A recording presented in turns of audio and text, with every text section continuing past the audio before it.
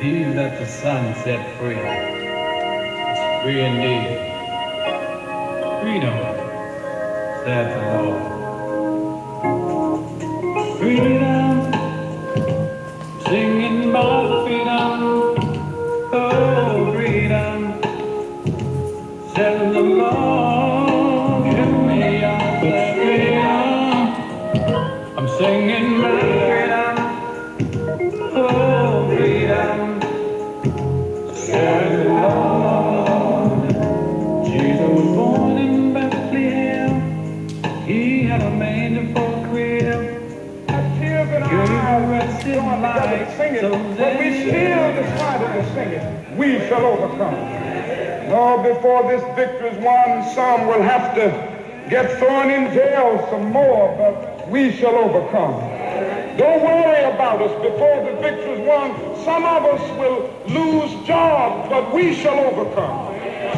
Before the victory is won, even some will have to face physical death. Physical death is the price that some must pay to free their children from a permanent psychological death.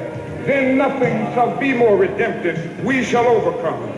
Before the victory is won, some will be misunderstood and called bad names and dismissed as rabble-rousers and agitators. But we shall overcome. And I'll tell you why. We shall overcome because the arc of the moral universe is long, but it bends toward justice. We shall overcome because Carlyle is right. No lie can live forever. We shall overcome because William Cullen Bryant is right. Truth crushed to earth will rise again. We shall overcome because James Russell Lord is right. Truth forever on the scaffold, wrong forever on the throne. Yet that scaffold sways the future. Behind the dim unknown standeth God within the shadow, keeping watch above his own. We shall overcome because the Bible is right.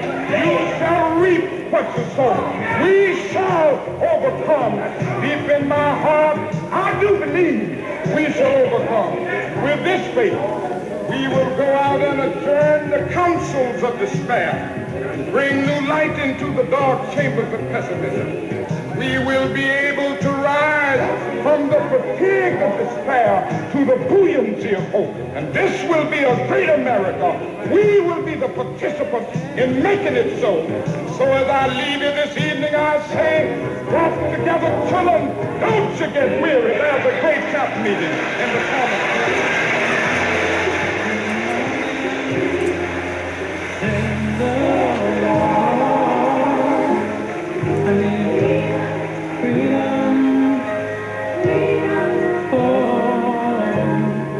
We'd like to say good evening and thank you for joining us again to the Grant Brothers Bluff City Report. I'm Greg Grant, I'm your host, and I'd like to introduce the co-host, my brother Alonzo Grant. Alonzo? How you doing, Greg? Happy New Year. Happy New Year to you. Good to have you back on the set with us today. Good to be here. I know. We're in 2017. Absolutely. What do you say about that? I said came and went pretty quickly. 16 did. Woo! But I'm optimistic about 17.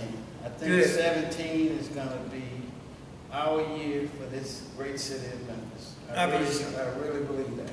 We are committed to have solutions to the problems that we're having in the city of Memphis, and we're going to stick to that.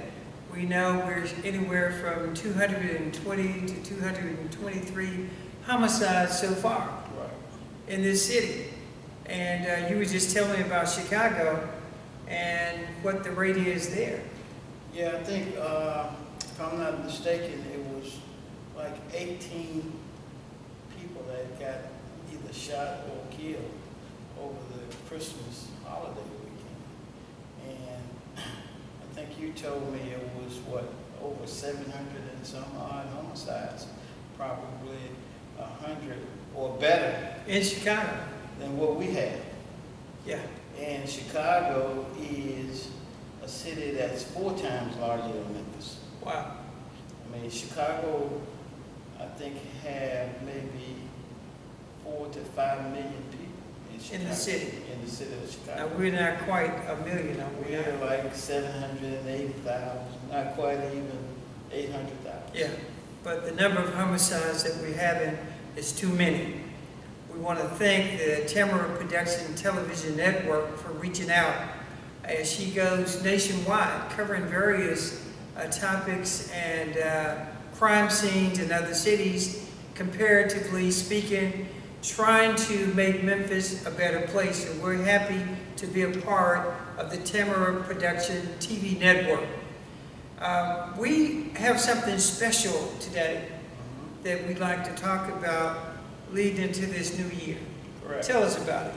Well, I think we kind of touched on it on one of our last shows, in that what we would like to do is try and incorporate knowledge into the young people that's coming up. So on a couple of days before Christmas, we solicited our mother and our sisters and our nieces. And our mother is teaching our extended family how to make dressing. And they were making a Christmas dish. Okay. And we recorded it, and we intend to show it at the balance of this show. Okay. So you had our sisters Our sisters. and one of our nieces. Correct. Little Tony. And the idea is for the elders to kind of show the young people how it's supposed to go. Okay. And from cooking to how life should be. Right. So we gotta get back to convening family-wise and instill values back into our kids. Right. Well, we both were there. Correct. And I enjoyed it. As a matter of fact, I was the official taster for the And dress. you did a great job. You think so? Well, Well, yeah, thank you so much. I am a good taster, so if any of you fix some really good meals and you want somebody to make some determination as to how good that meal is, then you need to give us a call. And I'll come by and taste your various dishes, including desserts. including dessert. Absolutely.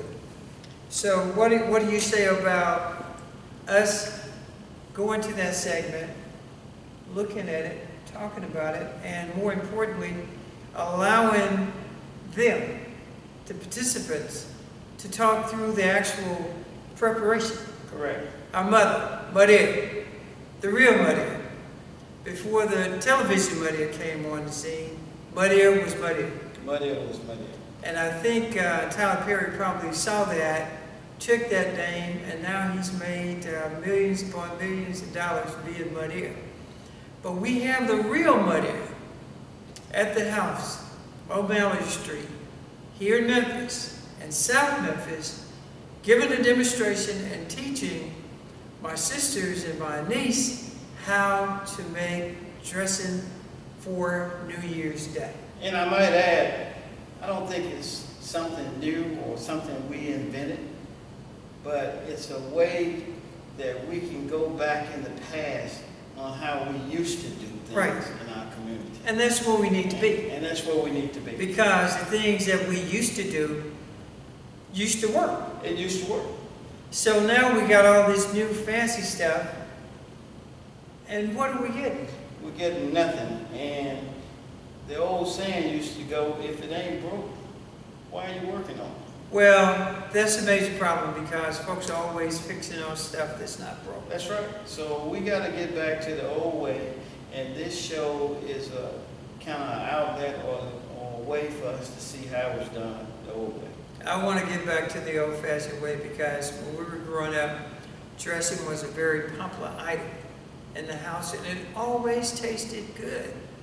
So those ingredients that your mother, as well as our mother, used should be handed down and passed on to you. Patty LaBelle has a pie at Walmart Right. called the Patty Pie. The patty pie. And I'm sure some of those same ingredients were ingredients that your mother and your grandmother used. And now she's selling the patty pie for $3.85. Right. making a gazillion dollars on recipes that were handed down to her. So if you don't ever get any knowledge, and if your folks aren't passing anything down to you, in other words, you don't have anything to work with. You don't have anything to work with, and it's like putting money in the bank. If you never put any money in the bank, you absolutely won't get any out. Absolutely. So we have to be able to pour back into our kids in order for them to be able to call on the things that we poured into them when trouble times come. Absolutely. Or even good times. Yeah, at all times. At all times. So what we're going to suggest to you, to call your kids into the room, especially the young girls, and sit them down and let them watch the balance of this show as we create homemade dressing done from Mud Ed and the Grant family, and have a happy New Year. Happy New Year. Thank you.